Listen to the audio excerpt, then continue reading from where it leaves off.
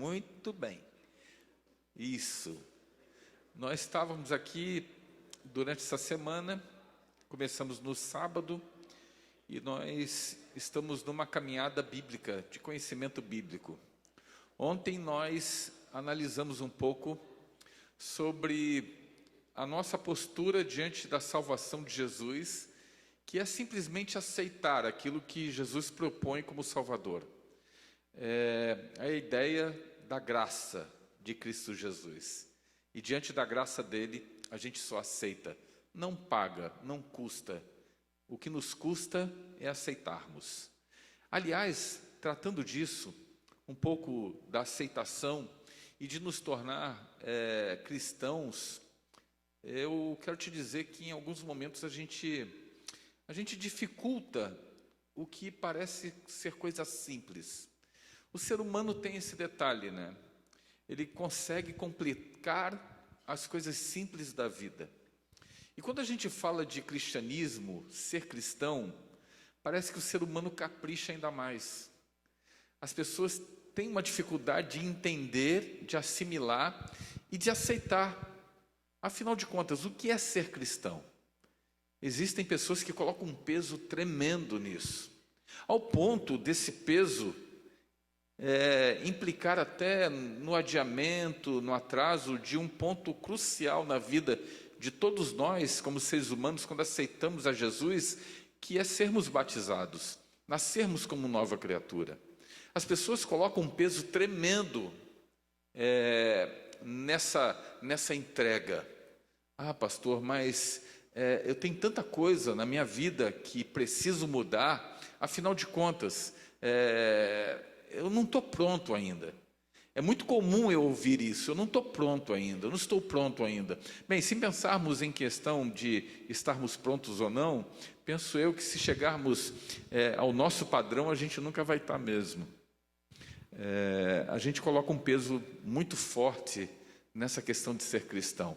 E o objetivo dessa noite, para vocês que estão aqui na igreja e para vocês que nos assistem agora na internet, eu quero te dizer que vai ser muito boa essa caminhada nessa noite. O objetivo principal dessa noite é respondermos o que é ser cristão nesse mundo. Vamos buscar essa resposta na Bíblia?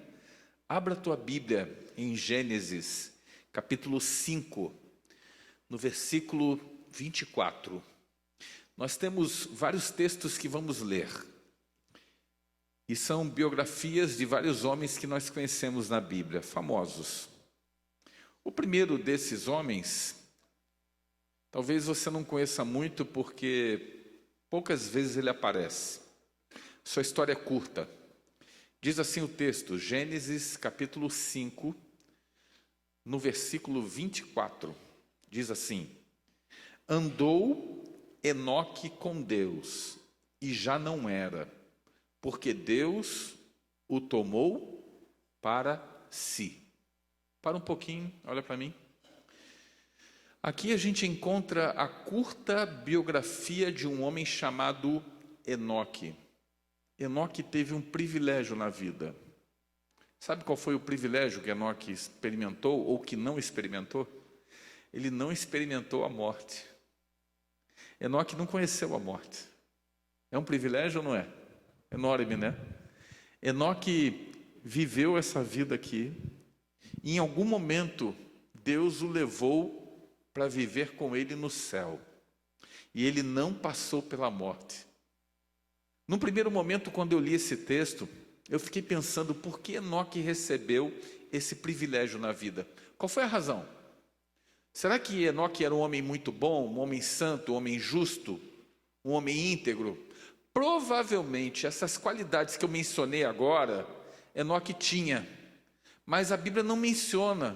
Pouquíssimas vezes você vai ver o nome de Enoque sendo mencionado na Bíblia. Mas a grande questão é que Enoque, ele recebeu esse privilégio. E a pergunta é por quê?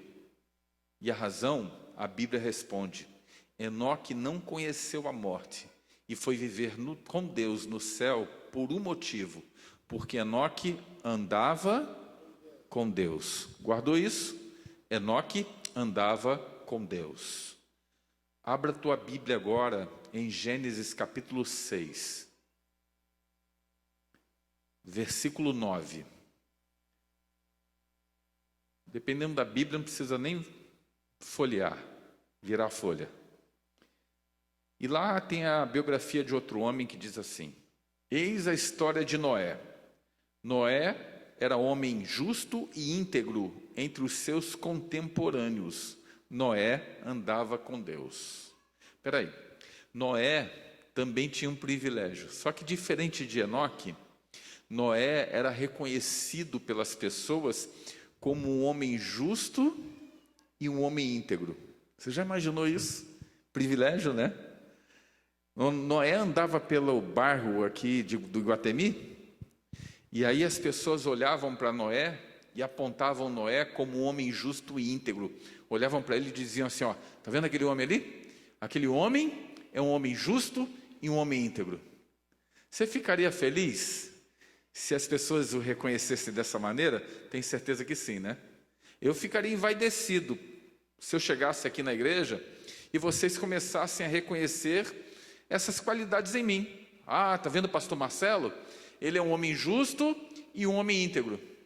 Eu ficaria muito feliz, mas eu confesso, não representaria a essência, a totalidade de uma verdade.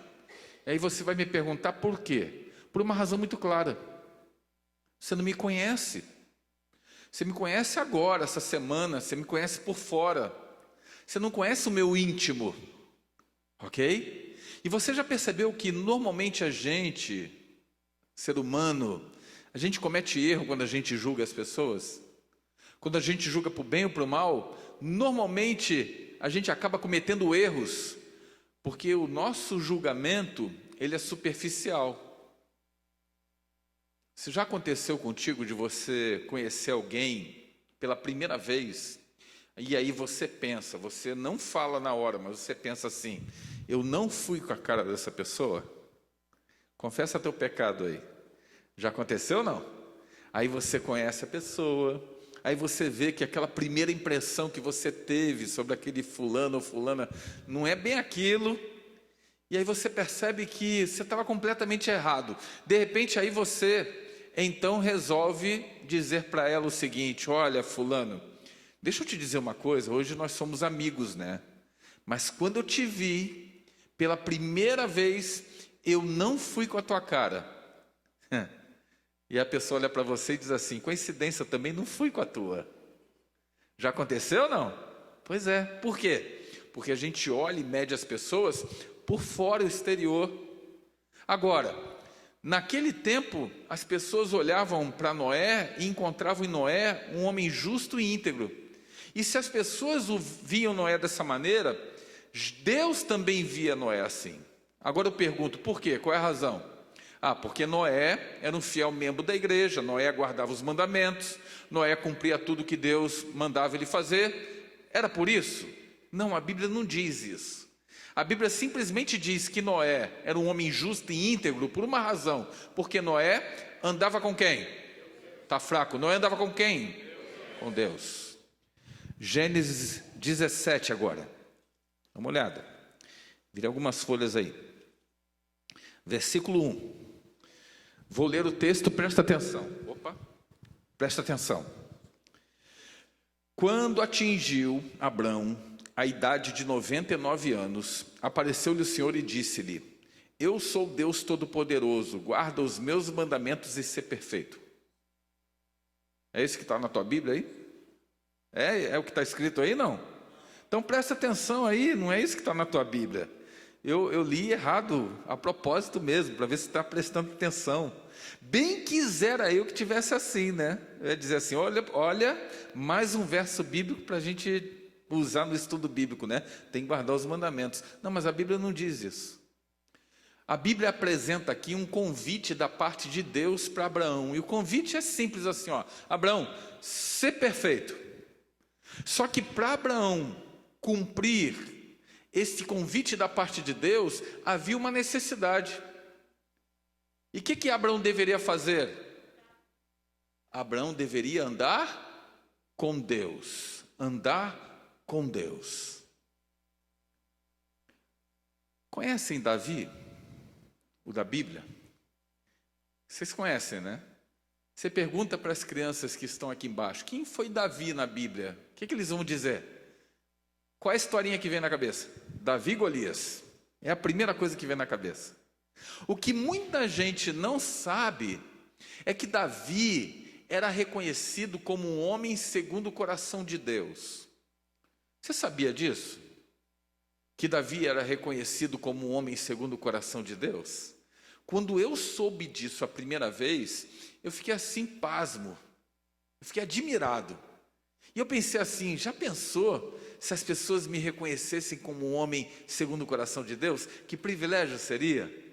Andar pelas ruas e de repente dizer assim, olha lá, ó, aquela pessoa, ela é uma pessoa segundo o coração de Deus. Uau! E eu fiquei imaginando assim, por quê? Qual é a razão? Por que Davi tinha esse privilégio, afinal de contas? E aí, um dia, eu lendo os Salmos, o livro de Salmos, num salmo escrito por Davi, eu percebi que Davi, ele anelava, ele tinha no coração um grande desejo, ele vivia esse desejo, intensamente esse desejo. E qual era o desejo de Davi então, pastor? Vá até o Salmo 116, composto por Davi. 116. Salmo 116, verso 9. Esse salmo foi escrito por Davi, e Davi diz assim, ó. Salmo 116, versículo 9. Diz assim: andarei na presença do Senhor na terra dos viventes. Olha para mim um pouquinho. Davi era reconhecido como homem segundo o coração de Deus. E sabe por que Davi era reconhecido assim? Porque ele tinha um desejo. E esse desejo inflamava o coração de Davi, ardia o coração dele, ele vivia intensamente isso. E qual era o desejo de Davi? O desejo dele era andar com Deus. Para um pouquinho. Nós vimos a história de 4 personagens nessa noite, não foi? Nós vimos a história de Enoque, a história de Noé, a história de Abraão e a história de Davi. E vocês perceberam que na vida desses homens há um denominador em comum? E qual é esse denominador em comum? Simples. Todos eles faziam o quê? Andavam com Deus. Ok? Guardou isso? Todos eles andavam com Deus? Muito bem. Vamos seguir para uma outra linha agora, tá joia? Eu quero te levar a uma outra parte agora de entendimento do sermão. Vou começar a fazer algumas perguntas aqui. E a primeira pergunta é: em algum momento da tua vida você já bebeu? Quando eu digo beber, não é água, é aquela aguinha, ela está dizendo aqui, ó, de jeito nenhum. Mas assim, não levanta a mão, tá? Se já aconteceu contigo, já aconteceu, fica na tua, não se exponha. Você já bebeu ao ponto de perder a razão? Sabe, quando você bebe, bem, eu espero que você não saiba, mas assim, você bebe e perde a razão de tudo, né? Entra em órbita. Você já bebeu a esse ponto? Espero que tenha parado de beber. Você já bebeu ao ponto de chegar a perder a razão e tirar a roupa, ficar nu, peladão? Já pensou? Você bebe, tira a roupa, passa pela sua rua, olha a cena terrível, passa pela sua rua, a sua família passa uma vergonha tremenda, sua família vê a tua nudez. Você já chegou a esse ponto, não? Espero que não, espero que nunca tenha bebido, ou se já bebeu, que tenha parado. Mas eu quero te dizer uma coisa, sabe de que personagem bíblico eu estou falando que já passou por isso? Que personagem bíblico já passou por isso? Noé. Noé já passou por isso. Vou para uma outra pergunta. Aliás, não é uma pergunta. Eu vou criar uma cena aqui. Imagine que você, homens aqui, casados, é para você agora. Imagine que você é casado com a tua esposa, né? E a tua esposa não pode te dar filhos, ela é estéril. Ok? E o tempo vai passando e você quer muito ter filhos. Um dia Deus aparece a você. E aí Deus diz assim: olha, fulano, eu vou te dar um presente. Você um dia vai ser pai, você vai ser pai de uma grande nação, de uma multidão. Para um pouquinho, é só um milagre, porque a tua esposa é estéril. O problema não está contigo. Aí você pensa assim: bem, eu vou esperar esse milagre acontecer, né? Só que o tempo vai passando e o milagre não vem, não ocorre.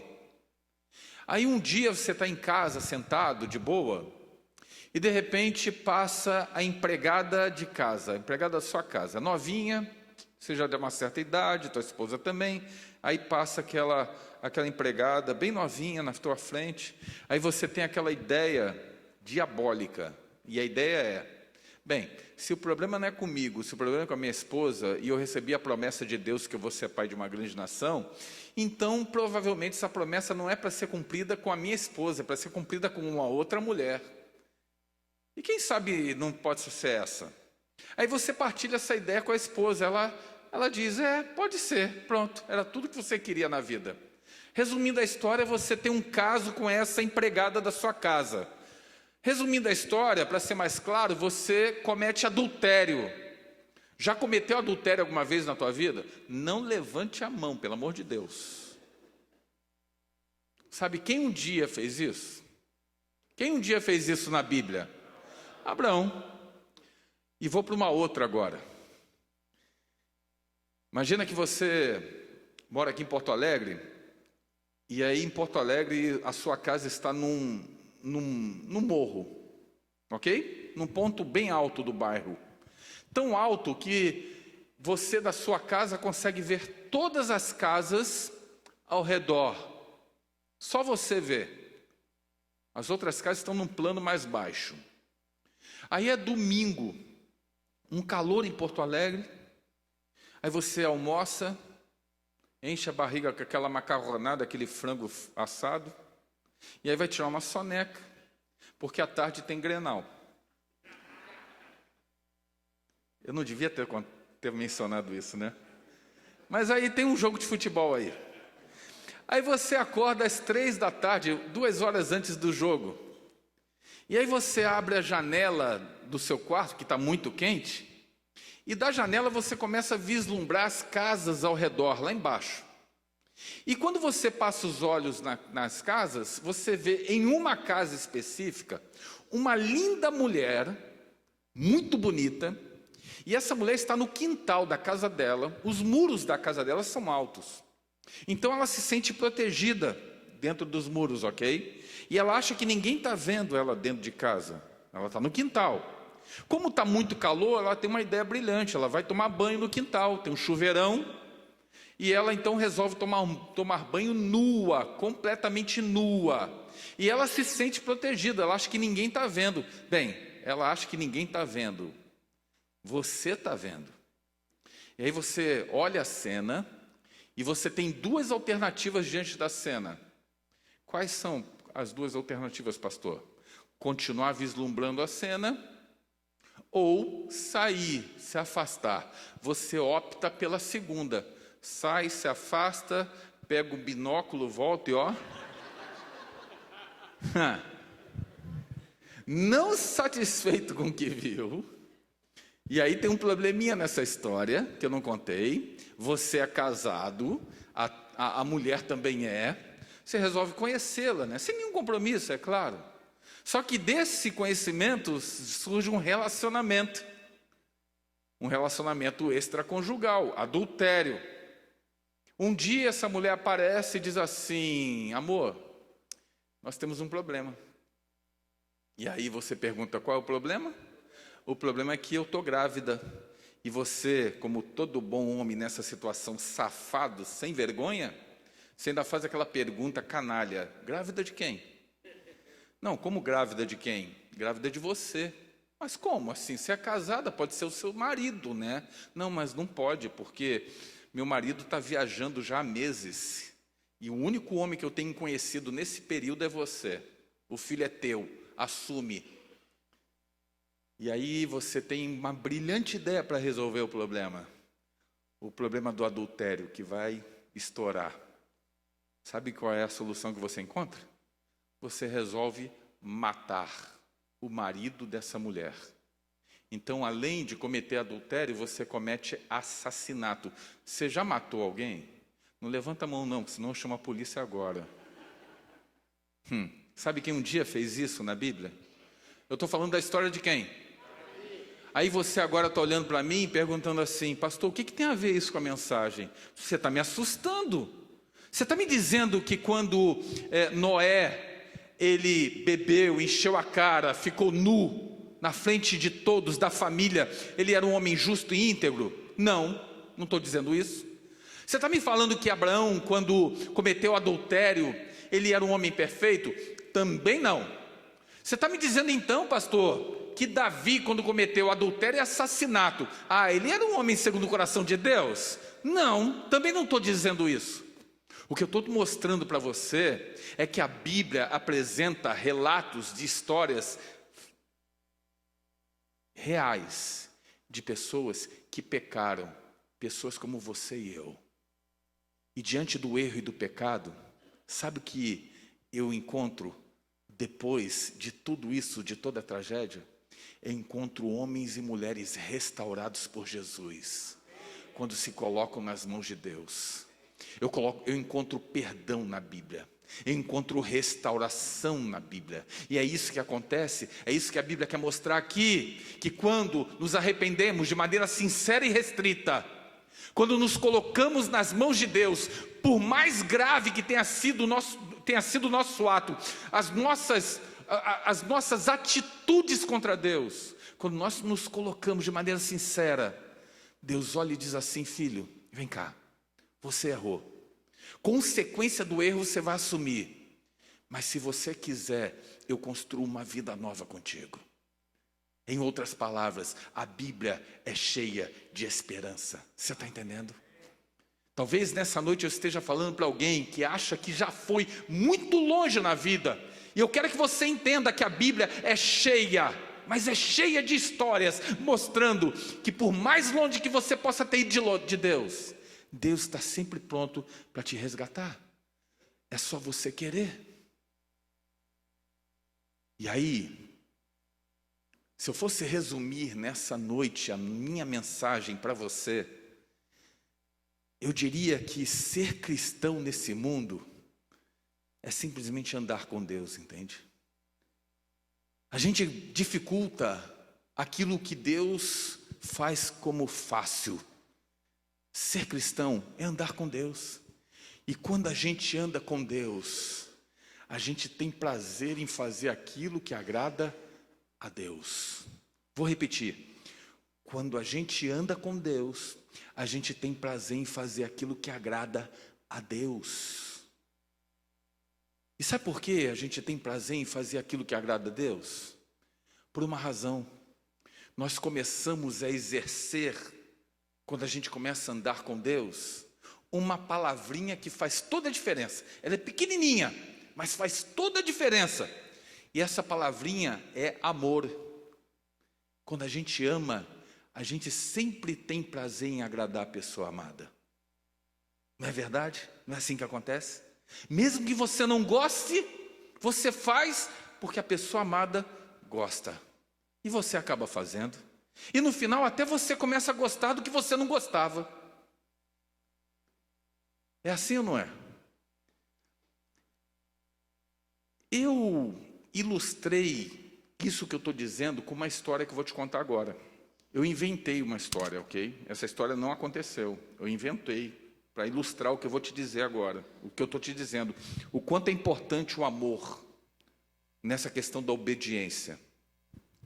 E tu acredita que um dia eu estava no interior de São Paulo e eu contei essa história, e eu fui cumprimentar o povo à porta, e quando passou uma senhora, ela olhou para mim e disse assim, pastor, quem te deu autorização de você contar minha história? Eu falei, uau!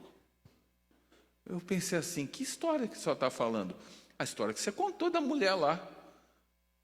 Eu falei, peraí, meu senhor, para começo de conversa, essa história eu inventei. Segundo, é o fato de que, assim, ela é tão absurda, que eu não acredito que a senhora tenha vivido a história. E a história é absurda, querido. Deixa eu fazer uma pergunta aqui. Quantas das mulheres nessa noite estão aqui, são casadas, estão ao lado do marido? Deixa eu ver. As que estão ao lado do esposo nesse momento. Levanta a mão aí. Muito bem. Eu vou contar essa história, você vai perceber que ela é absurda. Mas, por favor, se você se reconhecer na história, me faz um favor, não fica cutucando o marido agora, não. Tá bom? Minha mulher é assim, ela não tem ética comigo. Às vezes eu vou na igreja com ela, e aí o pregador fala uma coisa, e aí o pregador toca num ponto delicado, que só eu e ela vivemos, e sabemos. Aí a minha mulher fica assim, ó, tá vendo? Tá vendo? E eu fico, para mulher, olha os outros, que os outros vão pensar, tá todo mundo olhando. Então assim, nessa hora não cutuca o marido, nem por cima e nem por baixo que eu estou te olhando, tá bom? Mas conta a história de uma mulher casada com um homem estúpido, arrogante, violento, um homem que maltratava ela e as crianças. E o pior de tudo, sabe o que é? É que nessa história, esse homem, além de ser tudo isso, ele fazia uma lista de tarefas para a mulher cumprir durante o dia. Lista de tarefas, pastor, como é que funcionava? Essa lista ficava pronta no dia anterior, a mulher acordava de manhã, a lista estava pronta lá, ela pegava a lista, estava lá escrita na primeira linha, acordar às 6 horas da manhã. E ela estava tão condicionada pelo medo a acordar às 6 da manhã que ela acordava. Aí estava escrito assim, acordar as crianças às 6h10, acordar o marido às 6h15, entre parênteses, com um beijinho. Tinha que ser com um beijinho. Fazer o café da manhã às 6h30. Despedir o marido, entre parênteses, com um beijinho, às 15 para as 7. Despedir as crianças para a escola às 7 horas. Lavar a louça às 8. Lavar a roupa às 9. Lavar o banheiro às 10. Fazer o almoço às 11. Receber a criançada da escola meio-dia. Tudo na lista. Pode baixar a música, por favor. Receber a criançada da escola meio-dia. E aí, ir embora. Colocar o almoço meio-dia e meia. Tirar a louça 1 da tarde.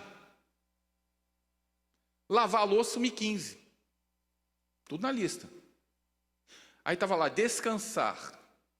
Descanso. De 1h30 até 1h35. Não era trabalho escravo, né? Devo ressaltar isso. E aí continuava a lista e no final estava assim, ó. Recebeu o marido à porta do trabalho, entre parênteses, com um beijinho, às 6 da tarde. Dava 6 da tarde, o marido chegava. Aí eu vou fazer o papel do marido agora, porque é o seguinte, quem manda lá em casa é a mulher. Então eu aproveito nesse momento agora, tá bom? E aí o marido chegava assim, e aí mulher, tudo bem? Chegava desse jeito, machão assim, tudo bem? Como é que foi o teu dia? Foi bem? Fez tudo da listinha, cumpriu tudinho, vem cá. Pegava a mulher pelo braço, colocava a mesa, pegava a listinha, ia ticando item por item. Fez isso, fez aquilo outro, não fez? Você não fez isso por quê? Sua incompetente. É para fazer tudo que está na lista. Depois que passava um sabão na mulher, pegava uma folha de papel em branco e escrevia as tarefas do dia seguinte. Quando ela acordava o dia seguinte, a tarefa estava pronta. Pergunto para você, mulherada, olha para mim. Já imaginou você casada com um camarada desse? Já pensou? Tu acredita que eu fui pregar no interior de São Paulo e encontrei uma senhora que viveu isso? Ela olhou para mim e falou, isso aí é minha vida, pastor. Eu vivi isso. Eu falei, não acredito. Olha que história absurda. E eu falei, a senhora viveu isso, exatamente dessa maneira, exatamente disso. E eu disse assim, mas a senhora recebeu uma bênção, como a mulher recebeu uma bênção também na minha história? Ela falou, fui abençoada. E sabe qual foi a bênção que as duas receberam? O marido morreu. Às vezes a morte é uma bênção, dependendo de como você enxerga, ok? Só que a mulher da igreja, ela aprendeu a lição, sabe por quê? Ela não casou de novo. Ela disse assim: pastor, eu não casei de novo. Vai que eu dou azar, não casei. Mas a da minha história casou novamente. Só que ela casou com um homem completamente diferente do primeiro marido. Era amorável, era carinhoso, era atencioso, melhor de tudo, não tinha lista. Um dia essa mulher acorda de manhã e resolve arrumar a casa. Começa pelo quarto. Tem uma cômoda do lado da cama, gaveteiros, ela começa a abrir a gaveta da cômoda, e gaveta de cômoda de quarto a gente só guarda papel velho, né? Ela pegou a primeira gaveta, jogou na cama e começou a separar os papéis, o que era importante e o que não era. De repente, no meio dos papéis, ela achou o quê? A listinha do primeiro marido. Ela sentou e sabe, né? Depois que você passa pela desgraça, você ri dela. E foi o que aconteceu. Essa mulher pegou a lista e começou a ler. Acordar às 6 da manhã. Eu continuo acordando às 6 da manhã, o marido é outro. Acordar as crianças às 6h10. Eu também faço isso. Acordar o marido às 6h15 com um beijinho. Eu também faço isso. E ela foi lendo item por item. Todos os itens na lista ela continuava fazendo, mas o marido era outro. Só que tinha uma diferença. Com o primeiro marido, ela fazia por medo e imposição. Agora, o segundo marido, ela fazia a mesma coisa, mas ela fazia por amor. E isso fez toda a diferença. Ela fazia por amor. Pastor, o que você está dizendo? Não, o que eu estou falando não é uma novidade. O que eu estou falando é o que um dia Jesus, ele apresentou. Um dia ele disse assim, olha, se me amares, guardareis os meus mandamentos. Você já ouviu isso? Jesus disse assim, vocês querem me obedecer? Para você me obedecer, necessariamente você precisa me amar. Ele não diz assim, olha, me obedeça e depois me ame. A fórmula de Jesus não é essa. A fórmula de Jesus é, você quer me obedecer? Primeiro você precisa me amar, porque no dia que você me amar, você vai ter prazer em me obedecer. É exatamente isso. Vamos resumir essa história? Ser cristão não é guardar os mandamentos de Deus. Tem gente que já está me olhando atravessada. Vou repetir, tá? Se você não prestou atenção. Ser cristão não é guardar os mandamentos de Deus. Ser cristão não é pegar a Bíblia e vir para a igreja. Ser cristão não é estar aqui, fazer papelzinho de cristão e cantar belos hinos. Ser cristão é muito mais que tudo isso. Ser cristão se resume a uma coisa simples e direta. Ser cristão é andar com quem? E quando você anda com Deus, você tem prazer em fazer tudo isso que eu falei. Porque quando você anda com Deus, você tem prazer em obedecer a Deus. Você faz por prazer, não é obrigação, é prazer. E isso faz muita diferença, não é verdade? Há um tempo atrás eu era pastor no interior de Goiás. E sabe que na minha vida como pastor eu encontrei pessoas que entendiam muito bem o que é ser cristão nesse mundo. Às vezes eu encontro pessoas que têm anos de igreja e sofrem para tentar ser o que na realidade é uma briga contra ele próprio, contra o eu. E esse é o grande detalhe. Existem pessoas que pensam assim, pastor, mas como é que vai ser? No dia que eu tomar minha decisão, e aí eu vou ter que abrir mão de tantas coisas da minha vida, como é que vai ser isso? E se você fica nesse dilema de ter que abrir mão de algumas coisas da tua vida, porque você sabe que tem que abrir mesmo, e você fica pensando, mas eu tenho que lutar, eu tenho que conseguir vencer, você nunca vai conseguir, porque você está usando o método errado. O método certo é você colocar Jesus na causa. E não coloque um peso em algumas situações que não tem o peso que você acha que tem. E eu conheci uma menina nessa cidade que ficava próximo ao Distrito Federal, em Brasília, aproximadamente 70 quilômetros, que me chamou muita atenção. O nome dela é Silvana. Silvana era ela e a mãe, sozinhas as duas. O pai tinha abandonado lá, só viviam as duas. A mãe conheceu a igreja primeiro, a Silvana veio atrás. E essa menina tinha 17 para 18 anos na época. E ela foi diagnosticada com câncer, um tumor no cérebro. 17 anos. Quando eu cheguei, ela já estava doentinha. E ela estava fazendo tratamento químio e radioterápico. Então não tinha cabelo, usava um lenço. Mas era uma menina tão feliz, líder da igreja. Sabe aquela menina que irradia felicidade, contagia a gente? Era a Silvana. A Silvana é desse jeito. Eu nunca vi aquela menina espernear, falar mal da vida. Ia a Brasília fazer tratamento no hospital de base 2 vezes por semana, 2 vezes por mês. 15 dias. Ia lá de manhã, voltava à noite, voltava assim, arrebentada. Mas nunca vi tristeza no rosto dela. Sempre feliz. Eu ia lá para animar, saía animado. Impressionante. Tem pessoa que é assim, né? Um dia eu estava em casa, era uma sexta-feira. Estava me preparando para o pôr do sol. De repente o telefone tocou. Aí eu atendi, era Ana Lúcia, mãe da Silvana. Pastor, deixa eu te contar uma coisa. Aconteceu um milagre. Que milagre? Essa semana, ontem, quinta-feira, nós fomos para o hospital de base. E a Silvana ficou internada no hospital de base, não voltou comigo. Eu pensei comigo, cadê o milagre dessa história, né? E ela disse assim, pastor, sabe por quê? Por uma razão. Os médicos começaram a fazer exames, já fizeram da vez passada. Quando nos chamou, o médico não entendeu, mas o tumor desapareceu.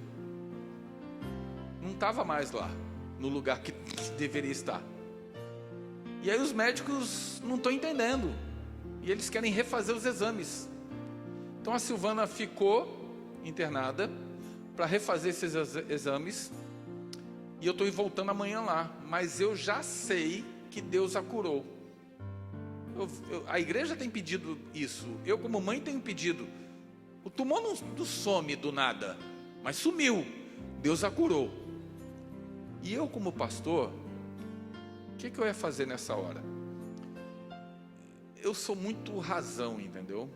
Mesmo sendo pastor, eu quero que vocês me entendam, beleza? Eu tenho fé, mas a minha característica é uma característica de muito pé no chão. E às vezes eu uso muito a razão na minha vida.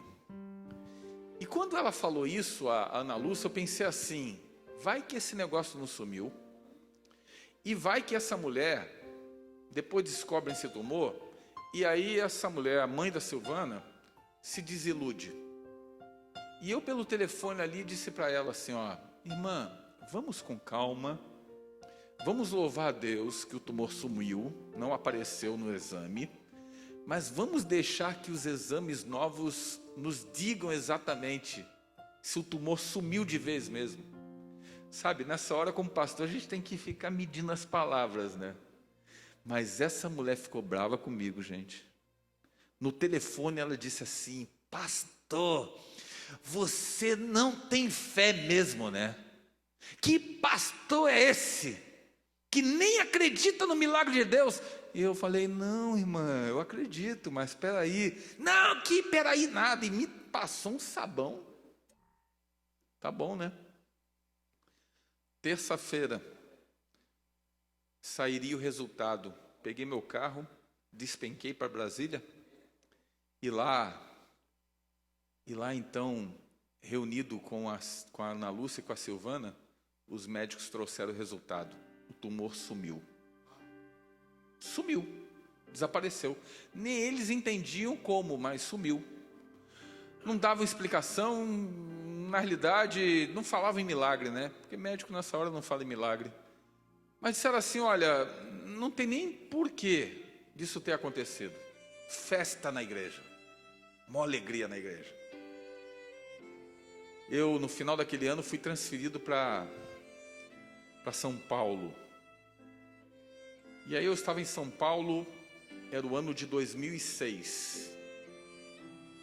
Em junho de 2006, alguém me liga, querendo que eu fizesse um casamento em uma das igrejas lá.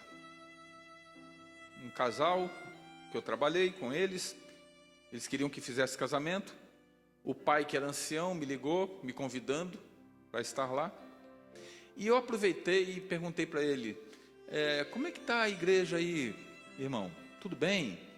Como é que está a Silvana? Como é que ela anda?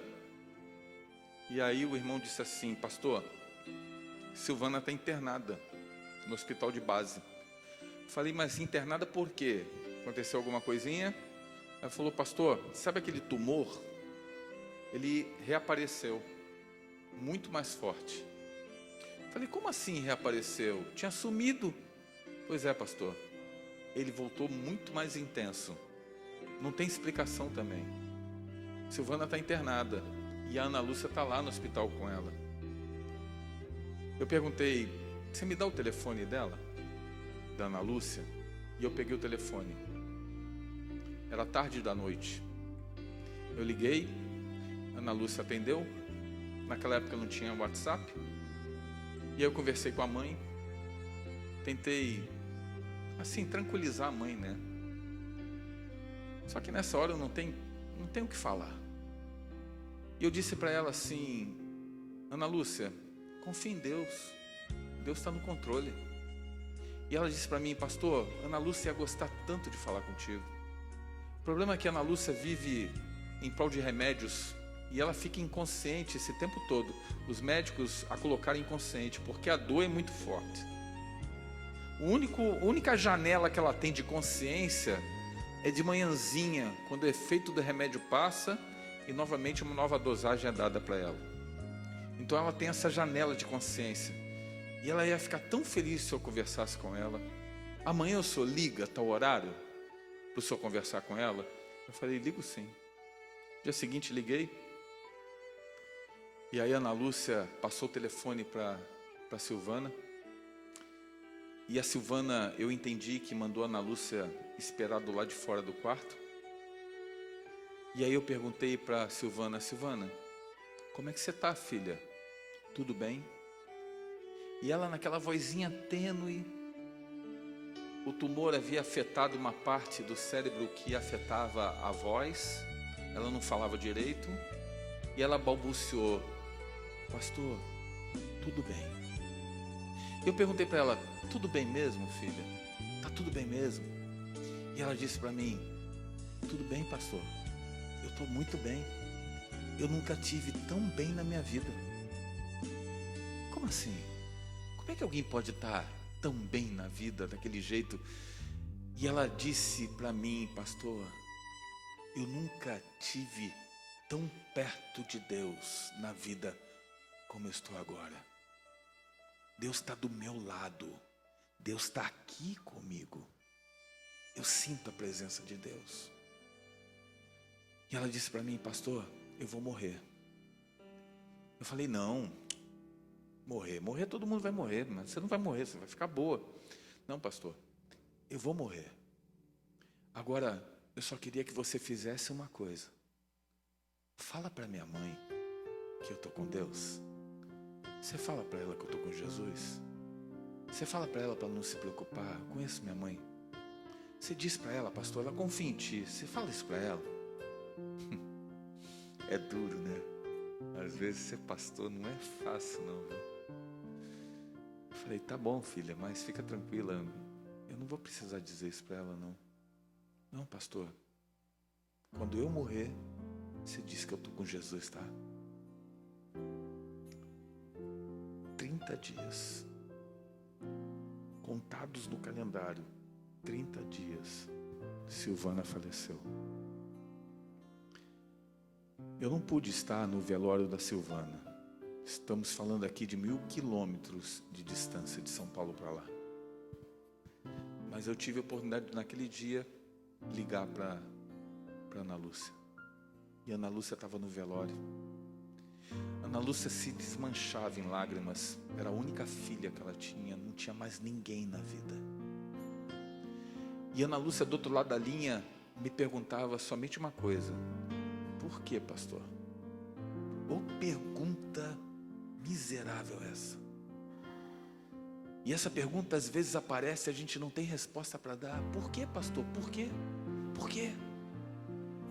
Eu falei: Ana Lúcia, não tem porquê. Mas eu vou te dizer uma coisa. Talvez esse porquê a gente não tenha resposta agora, mas a gente vai estar no céu. E eu vou te dizer uma coisa que a tua filha mandou te dizer. Eu quero que você guarde isso para o resto da tua vida. A tua filha, naquele dia que a gente conversou, ela mandou te dizer, no dia do falecimento dela, para você, que ela espera você para juntas se encontrarem quando Jesus voltar.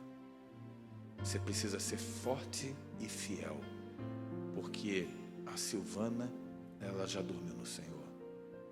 Olha para mim, você entendeu a diferença de quem anda com Deus? Quem anda com Deus não se desespera. Quem anda com Deus não se descabela diante das situações. É doído, dói, sim, dói. Sofrimento dói, doença dói.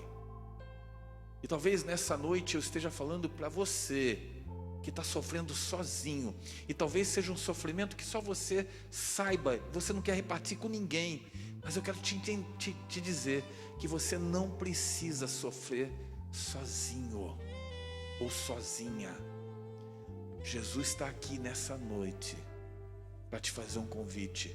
Anda comigo. Anda comigo. Pega na minha mão. Anda comigo. Por que você vai sofrer nesse mundo sozinho? Anda comigo. Eu quero convidar o pastor Gilvan. Ele vai entrar com o Remi ali no tanque. E sabe, o Remi tem uma história interessante, né? Um dia ele entrou nessa igreja e não saiu mais. Foi desse jeito, né? Surgiu uma curiosidade, Remi. Enquanto estávamos falando sobre você ali atrás, o pastor Gilvan, fiz uma pergunta a ele. Como é que o Remi veio para a igreja? E o pastor Gilvan disse assim: não sei. Um dia ele apareceu e nunca mais saiu. Ele me disse que você frequentava uma outra igreja evangélica. Como é que você chegou aqui na igreja, Remi? Fala bem rapidinho aqui. Eu cheguei na semana de oração de março, primeira semana, e gostei muito, vários cantores aqui, eu ouço há Novo Tempo, faz uns 7 anos mais ou menos, eu gosto muito das músicas da igreja. Você Tirei foto com uma cantora também aqui. Você conheceu a igreja pela Novo Tempo, deve ter soube da programação pela Novo Tempo, chegou na igreja, foi acolhido pela igreja, recebeu estudos e tem essa turma inteira aqui. Olha, rapaz, isso porque o restante da igreja resolveu ficar sentado, né? Que senão, se deixar, o povo vem. E é desse jeito, né? Eu comecei a aprender na igreja de Guatemi que é essa família mesmo, né? Eu estava falando hoje, acho que com o Alessandro, né? Que a gente se sente realmente acolhido, né? É muito bom a gente ter esse espírito na igreja. E Deus seja louvado porque você está nesse tanque.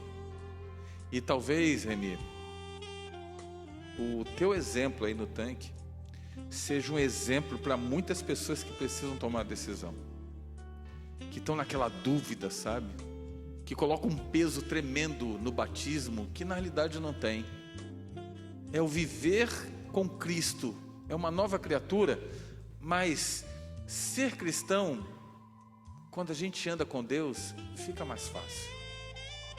Fica difícil se a gente anda sem Ele, mas com Ele a gente percebe que não é esse bicho de 7 cabeças que a gente transforma, né? E Deus seja louvado porque você está aqui. Vamos para o batismo, Remi? Nessa noite, você está nesse tanque porque toma a maior e a mais significativa decisão que um ser humano pode tomar na vida. É se entregar a Cristo Jesus. E nesse momento, para perdão de seus pecados, para que o seu nome seja inscrito no livro da vida do Cordeiro. Eu e o pastor Gilvan, como ministros do Evangelho, a gente segue a ordem de Cristo Jesus. E a gente te batiza. A gente te batiza em nome do Pai, em nome do Filho e em nome do Espírito Santo. Amém, Senhor. Amém.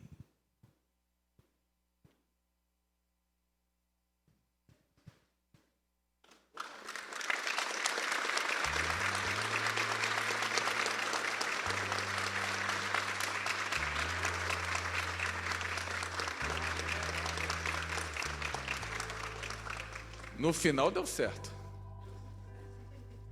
Remi, eu quero te entregar esse coração. E ele representa um novo coração com Cristo. Mas ele representa uma outra coisa também. Esse novo coração que Jesus está te dando hoje, a gente não pode guardar com a gente só. A gente tem que distribuir essa palavra de esperança para que outras pessoas experimentem essa renovação de vida. E eu quero te fazer um desafio para que você saia desse tanque como um missionário, como um discípulo de Jesus. Assim como tivemos pessoas que trabalharam por você, deram estudos bíblicos, eu queria que você se preparasse também para levar outras pessoas para esse tanque batismal um dia. Você aceita o desafio? Aceita? Ok. Então que você, no dia que levar a primeira alma para Jesus, possa dar esse coração para essa pessoa, ok? Passar esse coração para frente. Tá combinado? Tá bom então. Aperta a mão. Parabéns, parabéns. Dá um aperto molhado no pessoal aí, dá lá. Eu gosto desses negócios do aperto molhado. Eu quero terminar fazendo um apelo nessa noite. Você entendeu a mensagem, entendeu? Não coloque peso naquilo que de fato não tem. Às vezes nós usamos as desculpas na nossa vida para tomarmos as decisões mais importantes. Deus quer criar contigo um laço e um compromisso. Por um motivo muito claro, Ele se preocupa com a tua salvação. Ele quer te salvar. O objetivo de Deus é te salvar. E Deus nos ama tanto, mesmo que a gente fuja da presença dEle, Deus continua no mesmo lugar. E Ele continua com as mãos estendidas, dizendo assim, e fazendo convite: eu quero andar contigo. Eu quero andar contigo. Eu quero que você entenda que quando você andar comigo, tudo que você acha que é um peso, e você acha que é um compromisso quase que impossível de ser cumprido, entenda, comigo o fardo é leve. Eu estou aqui. E quando você verdadeiramente me amar, você vai entender que tudo que você acha que é intransponível e impossível começa a ser fácil. Começa a ser fácil. E Deus olha para você e diz assim: confie em mim. Eu quero fazer um convite para você nessa noite, que a princípio, devo deixar claro, não é para os membros batizados dessa igreja. E depois não é para você que já, mesmo não sendo membro batizado da igreja ainda, para você que já durante essa semana já aceitou esse convite. Não precisa vir à frente novamente. Você já aceitou esse convite. Mas esse convite é para duas pessoas, para dois tipos. São para dois tipos de pessoas aqui. Primeiro, para você que provavelmente deve ter chegado pela primeira vez nessa noite e está ouvindo esse convite de Deus pela primeira vez. Ou talvez para você que já tenha vindo outras noites, mas você tem brigado com Deus aí onde você está sentado e até agora não aceitou esse convite da parte de Deus. Eu quero orar pela tua decisão. E eu não sei quem é você. Quem é a primeira pessoa que vai se colocar em pé e virá até aqui para eu orar por você? Quem é você em nome de Jesus? Eu quero orar por ti. Essa é uma decisão pessoal, individual, intransferível. E eu te convido. Vem cá. Vem cá. Acompanha ela, Betinho. Traz ela aqui. Fica aqui, eu vou orar por você. Tudo bem? Sim. Deus te abençoe, fica aqui um pouquinho. Ela está fazendo assim o mais fácil para ti, que é ser a primeira. E ela está abrindo o caminho para você vir junto. Quem é a próxima pessoa em nome de Jesus que vai sair de onde está? E eu quero orar por ti. Será que nessa noite eu falo para alguém que tem que entender claramente de que você deve depositar o peso dessa decisão em Jesus e não é você por conta própria que vai resolver? Será que eu falo para você que tem brigado durante toda a semana e eu sei o que é essa briga porque um dia eu já briguei com Deus e o Espírito Santo tem tocado em você, tem chamado você, tem falado com você, e você insistentemente tem brigado, e chega um momento em que você entende claramente de que ou você se rende, ou realmente você não vai chegar a lugar nenhum, absolutamente lugar nenhum. Eu sei que não é fácil tomar uma decisão, eu já tomei uma decisão um dia, eu sei que não é fácil, mas eu quero te dizer uma coisa: há necessidade de você se entregar. Você precisa. As coisas realmente começam a acontecer quando a gente coloca Deus na nossa vida e Deus em nossos propósitos. E eu estou convidando você, que é um convite de Jesus. Quem é a próxima pessoa em nome de Jesus que vai se colocar em pé e vai parar de fingir que não está ouvindo a voz de Deus e vai vir aqui e vai se entregar? Eu quero que você entenda que você que luta contra Deus, Deus quer transformar a tua vida, quer transformar a tua família, e você sabe que as coisas não estão legais para você. Há necessidade de uma entrega em nome de Jesus. E Deus tem te chamado todas as noites. Quem é você em nome de Jesus? Vem para cá. Eu quero orar por você. Tem mais alguém em nome de Jesus aqui que precisa sair de onde está e vir para cá para eu orar por você? Deus seja louvado. Vem para cá. Alguém da igreja pode acompanhá-los? Mesmo que você talvez não conheça. Por favor, obrigado. Obrigado. Amém. Deus seja louvado. Amém. Tem mais alguém? Há mais alguém nessa noite? Será que você vai sair daqui ainda brigando com Deus?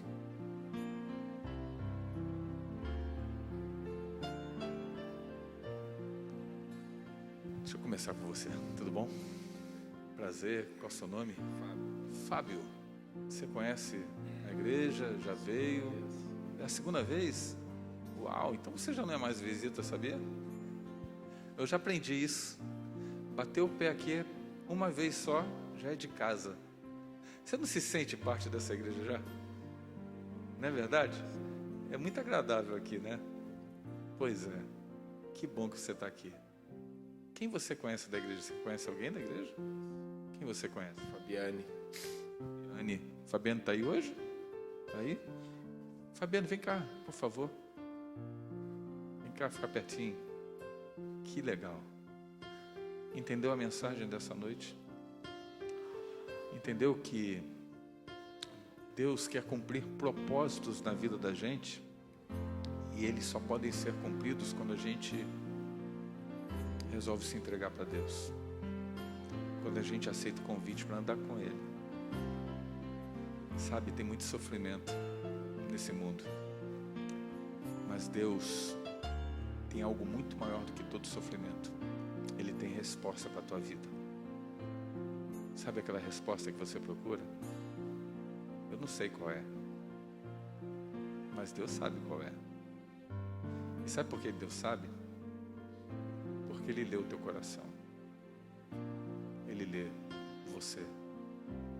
Ele lê você.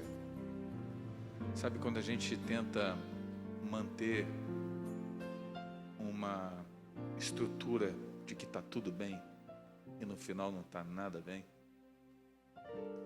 Todo mundo acha que está bem, né? Mas Deus sabe o que vai dentro desse coração grande que você tem aí. E Ele não te criou para que você passasse por isso. Está entendendo? Deus tem um livramento para você. Acredita nisso. Basta se entregar. Ele faz o milagre. Acredita. Não te preocupe não. Eu não conheço você. Tudo bem contigo? Prazer. Prazer. Tudo bom? Já vieram aqui outras vezes? É a primeira vez? Uau! Que legal. Bem, já não é mais visita, tá? Já aprenderam, né? Sabe o caminho? As portas estão abertas. E esse povo aqui, eu não sou daqui, ó. Quem é o pastor da igreja? É o pastor Giovan, pastor Denison. Os dois. Gente boa. Não são mais bonitos que eu, mas são gente boa, boníssimas, entende? E eu vou dizer uma coisa, essa igreja é um amor. E aqui é a casa de vocês. Porque vocês são filhos de Deus. E essa é a casa do Pai de vocês aqui. Entende? As portas estão abertas. Qual o nome da senhora? Karine, e o senhor? Leonardo. Um prazer enorme tê-los aqui. Deus quer restaurar a família de vocês. Entendeu? Para que isso aconteça, a necessidade de vocês erigirem para Deus um altar, mas não é o altar físico, não, do que eu estou falando. É o altar da entrega da vida da gente. Entendeu? Quando a gente se entrega, tudo começa agora a ser solucionado. Sabe aqueles problemas, Karine, que você encosta a cabeça no travesseiro e você procura a solução e você não encontra a solução? Sabe aquilo que você pede para Deus quando você está ali e perde o sono? Deus ouve você. Tu acredita nisso? Deus ouve você, filha. Ele nunca deixou de te ouvir. E sabe o que Ele quer dar para vocês? Felicidade. Eu estou falando da verdadeira felicidade. Uma felicidade que talvez vocês nunca experimentaram ainda. Ele quer fazer isso. Entende? Há uma necessidade de se voltar para Deus. A gente pode ter se afastado, mas Deus não se afasta da gente. E Ele está falando para vocês agora. Vem para mim de novo. Vem para mim de novo. Tá entendendo? Acabaram as férias com Deus. Acabou. Ok? Léo, posso chamar de Léo? Aí, Deus abençoe vocês, tá? Daqui a pouco eu vou orar por vocês. Daqui a pouco eu oro por ti. A senhora me falou, né? Qual é o nome da senhora? Sim. Qual o seu nome? Eva Maria. Sabe, pior que a dor física, às vezes, é a dor assim que a gente sente na alma, da falta de algumas respostas que a gente busca, né? Eu sei. Deus sabe. Mãe Eva, Deus não quer restaurar só a tua vida física. Deus quer restaurar a tua vida espiritual. Ele quer te dar um novo coração. Que bom que você veio hoje. Você foi a primeira. Deus te abençoe, viu? A senhora conhece o Betinho? A senhora conhece o Betinho? Gente boa ele. Luiz, deixa eu te falar uma coisa assim, de coração. Não coloque peso para uma decisão naquilo que não tem. Nós é que criamos a situação e achamos que é algo intransponível, impossível de vencer. Mas para Deus não tem impossível. Entendeu? Para Deus não tem impossível. Basta a gente dar o primeiro passo e o milagre vem. Você tem que confiar. O milagre vai acontecer. A sua mulher entendeu isso. As mulheres são muito mais inteligentes que a gente, entende? Elas pescam as coisas mais rápido assim. Por isso que ela se entregou. Só que Deus quer restaurar a vida de vocês juntos. Eu sei que vocês têm muita coisa para resolver juntos. Muita coisa. E eu sei que isso, em algum momento, tem causado em você um afastamento de você entender assim, mas puxa vida, eu acho que eu já fui tão longe assim, eu acho que não tem volta. Tem sim. E a tua esposa mostrou que tem. E você tem uma mulher que abraçou a Jesus, mas quer fazer isso do teu lado, porque ela te ama, quer te ver no céu. Então não posterga uma decisão que você tem que tomar e não transforma essa decisão em algo assim impossível. Não é. Não é. Não é. Confia em Deus, anda com Ele. Deus já está fazendo a obra já. Igreja, vamos ficar em pé? Tem mais alguém que precisa estar aqui? Eu sei que tem. Não sei porquê, não conheço você. Mas o Espírito Santo está soprando aqui no ouvidinho. Eu sei que tem gente que está brigando com Deus. E eu vou assim, fazer o último convite dessa noite, porque amanhã tem mais. Quem é você em nome de Jesus? Não vai para casa, por favor, sem vir para cá. Eu quero orar por você.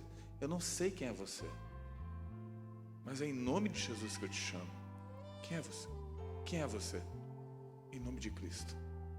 Sai de onde você está, vem para cá. Tem mais alguém em nome de Cristo que tem que vir para cá? Vamos falar com Deus. Senhor nosso Deus, nós estamos na Tua presença e muito obrigado, Pai. Muito obrigado porque nessa noite nós tivemos a decisão do Remi.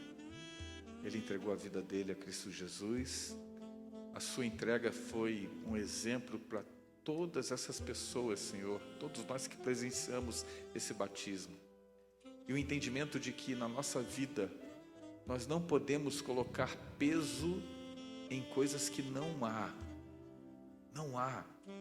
É o diabo que constrói essa ideia de que existe uma responsabilidade muito grande para uma entrega, uma decisão, e não há. Senhor, o Senhor está aqui neste mundo para nos aliviar os fardos e não colocar mais fardos ainda. E é isso que a gente precisa entender. A gente precisa andar contigo. Eu tenho a Karine e o Léo, Senhor. Eu quero entregar a vida deles nas tuas mãos. Tu conhece a vida deles. Tu conhece, Senhor, o que eles passam. Tu sabes, Senhor, do que eles necessitam. Foi o Senhor que os trouxe aqui nessa noite, Senhor. Pai eterno, dê sentido à vida do casal, por favor. Seja em especial com o Márcio, Senhor. Abençoe esse homem. Tu sabes do que ele necessita, Senhor. Ele que tem, assim, brigado contigo. Eu sei que ele tem brigado contigo, Senhor. Eu sei que em algum momento ele precisa de transformações e elas só virão exatamente em momentos como esse de entrega. Deus seja louvado pela decisão dele. Deus seja louvado pela Eva Maria, Senhor, que está aqui. Ela tem, Senhor, problemas no seu braço. E, Senhor, eu queria que o Senhor pudesse estar nesse momento orando por ela, cuidando dela, atendendo às suas necessidades. Mas, acima de tudo, não só curando o braço dela, mas curando, Senhor, a sua vida espiritual também. Em especial, eu entrego a vida do Luiz também. Ser com ele, Senhor. A salvação começou pela esposa, mas ela não termina aqui. Ela continua com o Luiz. E o Luiz precisa se entregar e estar naquele tanque batismal um dia. Seja conosco, nos leve em paz para o nosso lar e nos traga amanhã para mais uma noite. É o que eu te peço por Jesus. Amém, Senhor. Amém. Muito obrigado de coração.